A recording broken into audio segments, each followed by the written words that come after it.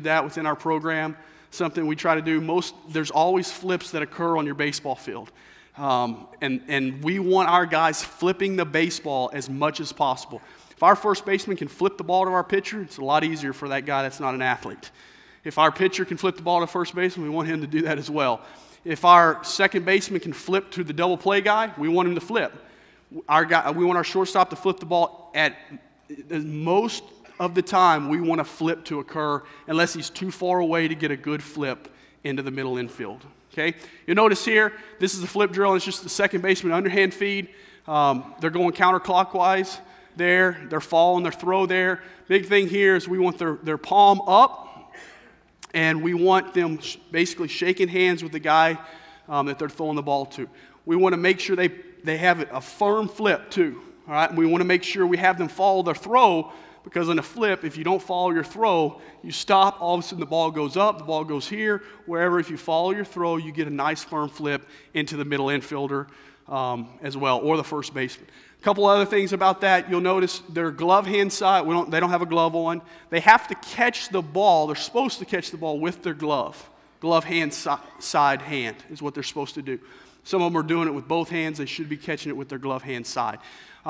With that, the glove hand side, when they're flipping, we can't get those hands together. If we get those hands together, then our guy that's catching the ball sometimes gets caught up on where that ball is actually coming from.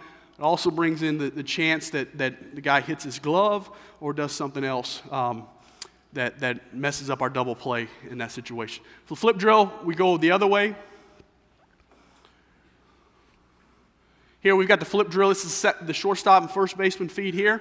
They're going the other way. It's underhand as well. Same concept. We're just going the other way there.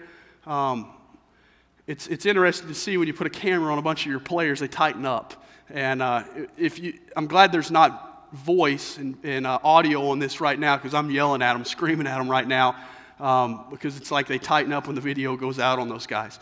But this is just the feed in the shortstop feed and the first baseman feed with the right hand in the middle infield. All right. Next feed here. Got the flip drill here. This is the options feed. This is the feed from the second baseman that he's too far away to do the underhand feed. So we've got the option feed where his thumb is down, and he's just like he's an option quarterback playing football. He's got that option feed. With that option feed, he's got to make sure he steps and gets a nice firm flip with his thumb down in that situation there. I know our guys will go through these flip drills, and it's always, if you heard their audio right now, some of them would be, who's going to mess up? Who's going to be the one today that's going to drop the ball? Who's going to be the one that screws up today? And when that guy happens, they're all over him during that time. So it's good. Guys are working hard and that kind of stuff. Next drill, what we've got is four corners. We do this a lot as well. I think a lot of our errors on the high school and college level have to do with throwing.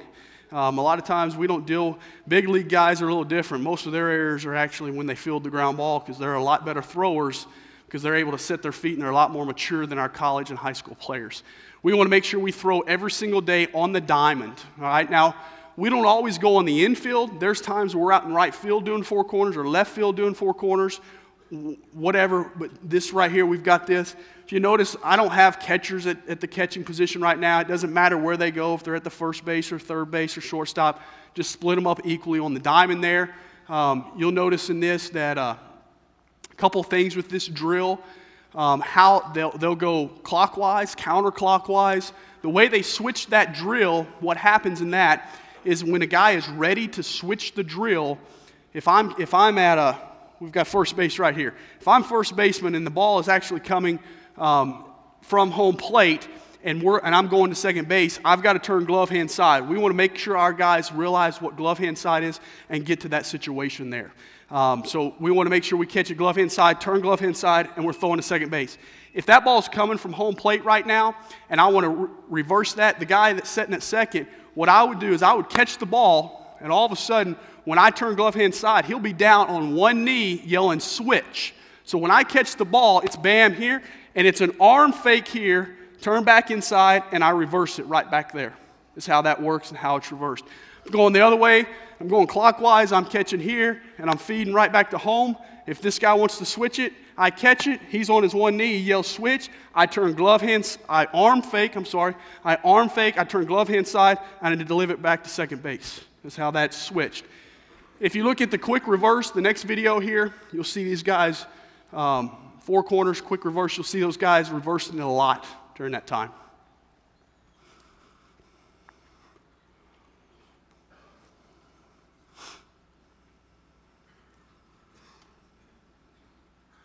If you guys have some questions, if we're kind of running through this pretty quick here, we got about 10 minutes left. I missed some of that stuff. We can ask questions after we're done here. Let's move on to the next slide, our slow rollers. We always get the thing when guys show up and they don't know how to field a slow roller. They like to field it and they like to take 15 steps and then throw it over to first base. What we're doing here is a duck walk. Jordan here has a ball laid down. He's duck walking up to that. He's fielding on the left inside step of his glove hand foot. And when he catches it, he's flipping it right when he gets to his right foot. All right? Very, very easy to teach your guys how to field a slow roller once they do this duck walk. All right? He did the duck walk several times. Then he kind of puts it together. I'm rolling him a ground ball, and he's flipping it across there. Okay? He's a little quicker than that as well. So the duck walk up to the ball, field on the left hand instep of your glove foot. Step on the right, and we flip it across there. One thing you've got to worry about is the guy getting his elbow down and the ball really starts to sink across there. Try to get those guys' elbow up enough that they have a little bit of control of that. Okay? Let's move on to the next screen. Jump rope, I'm not going to talk about jump. We make our guys jump rope all the time. I think it's key to increase their situation when they're trying to jump rope. Their feet have to do something different than their hands. All right? And you can all kinds of jump rope, crisscross, double turns, in a box, X, all those things we do with our infielders to make sure their feet are working and their hands are doing something different.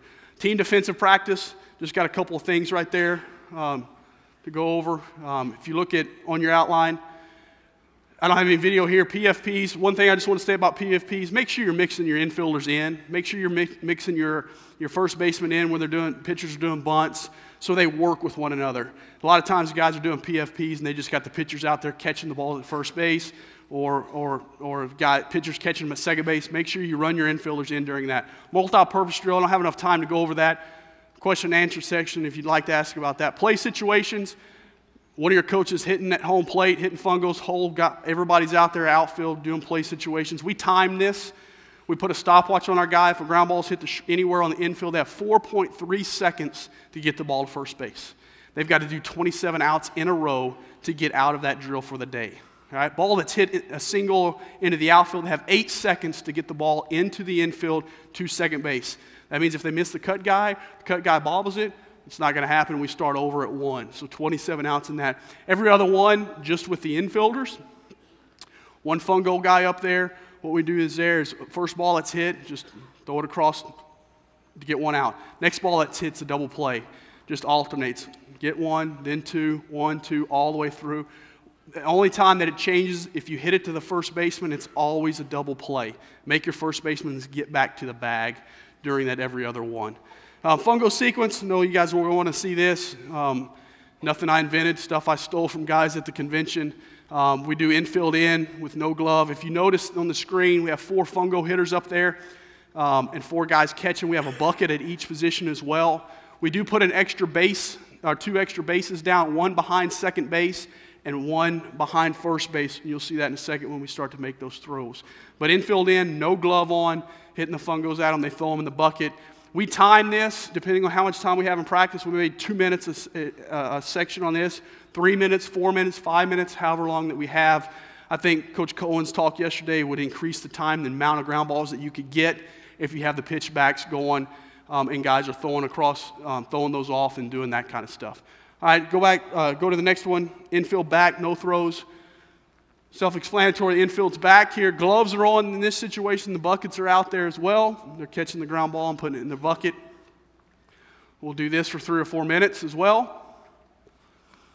The next slide, we seem to have a rogue video that didn't, all of a sudden when we went to look for it, we couldn't find it here. So we kind of drew some slides here with what's going on here. You'll notice here 5 to 4, 6 to 2, 4 to 3, and 3 to 3.